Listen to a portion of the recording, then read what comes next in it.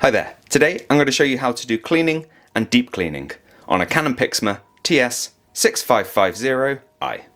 Now this is nice and simple and can be done from the printer itself without needing to involve an attached PC or laptop.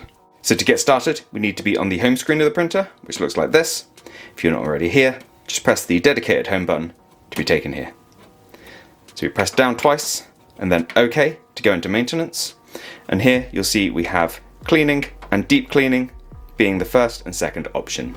Now if you're just starting to troubleshoot a print quality problem you're having, I'd recommend sticking with the normal cleaning option, because doing these printhead cleaning cycles pushes ink through the printhead of the ink cartridge to hopefully dislodge any dried or congealed ink that might be there and causing you print quality issues.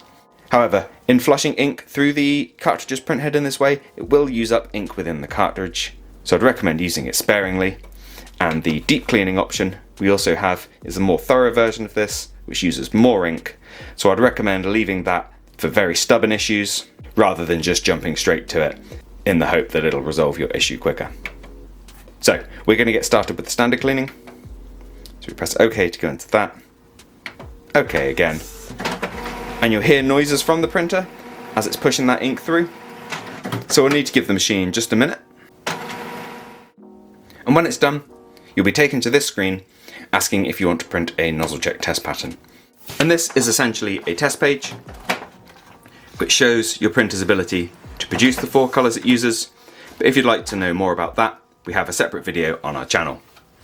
And from here you can just carry on doing test pages and cleaning cycles until you see an improvement of your print quality, even moving up to those deep cleaning cycles for very stubborn issues.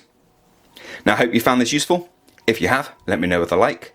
If there's anything else you'd like to add, drop it down in those comments. Otherwise, thank you for taking the time to watch this video, and I'll see you in the next one. Take care. Bye bye.